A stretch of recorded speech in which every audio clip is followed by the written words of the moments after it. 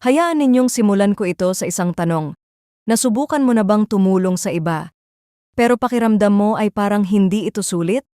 Baka pinatawad mo ang isang kaibigan, pero sinaktan ka niya ulit.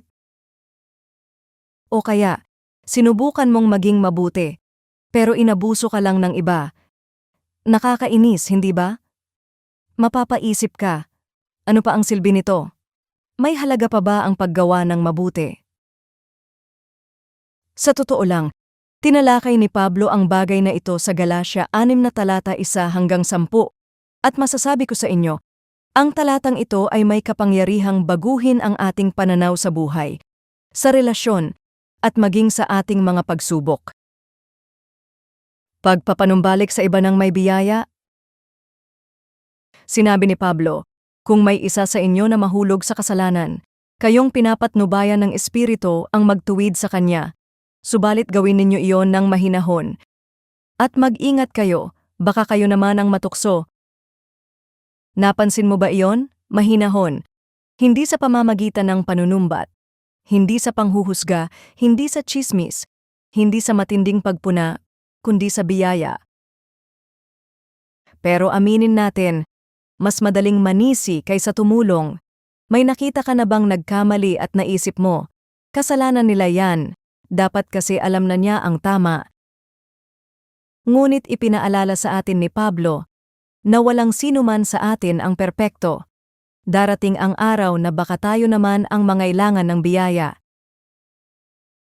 Isipin mo kung sa tuwing nagkukulang tayo, ang sasabihin ng Diyos ay, dapat alam mo na yan. Hindi, 'di ba? Sa halip, sinalubong niya tayo ng pagmamahal at pagpapanumbalik bilang mga tagasunod ni Kristo. Ito rin ang dapat nating gawin sa iba.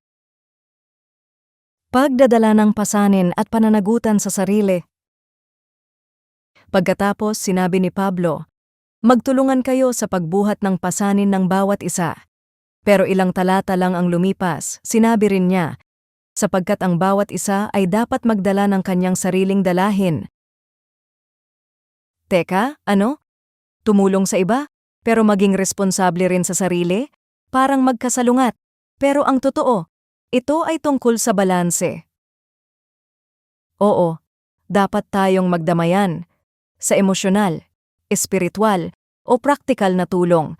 Pero hindi tayo dapat maging lubos na umaasa sa iba na nakakalimutan nating harapin ang ating sariling paglago. Isipin mo ito, kung may kaibigan kang tumutulong sa'yo sa paglipat ng bahay, maaari nilang buhatin ang ilang kahon, pero ikaw pa rin ang may pananagutan sa sarili mong gamit. Ganoon din sa buhay, kailangan natin ng komunidad, pero dapat din natin panagutan ang ating mga desisyon. Kung ano ang iyong itinanim, iyong aanihin. Ngayon, ito ang pinakamahalaga. Kung ano ang itinanim ng tao, iyon din ang kanyang aanihin. Isa ito sa pinakadakilang prinsipyo ng buhay. Kung ano ang itinanim mo ngayon, siya mong aanihin sa hinaharap. Kung itinanim mo ay galit, tsismis, at pagkamakasarili, huwag kang magtaka kung bakit tila walang kapayapaan ang buhay mo. Pero kung itinanim mo ay kabutihan, pagtitiis, at pagmamahal, aanihin mo ang bunga ng kapayapaan at kagalakan. Tandaan, ang mga magsasaka ay hindi agad nakikita ang resulta. Sila ay nagtatanim, nagdidilig, at naghihintay. Ganoon din sa ating buhay espiritual, ang paglago ay hindi agad-agad. Kailangan ng tiyaga. Huwag sumuko, may aanihin ka. Hinihikayat tayo ni Pablo, kaya't huwag tayong mapagod sa paggawa ng mabuti, sapagkat pagdating ng takdang panahon, tayo ay aani kung hindi tayo susuko. Alam ko, minsan, parang nakakapagod ang paggawa ng tama. Pinapatawad mo, pero sinasaktan ka pa rin nila. Nanatili kang tapat, pero ang iba ay umuunlad sa pandaraya. Naglingkod ka, pero walang nakakapansin.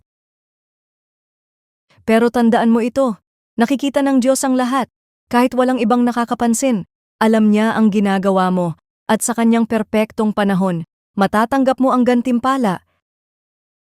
Kaya ituloy lang natin. Magtanim tayo ng mabuting binhi dahil darating ang araw, lilingon tayo at maiisip, lahat ng ito ay sulit.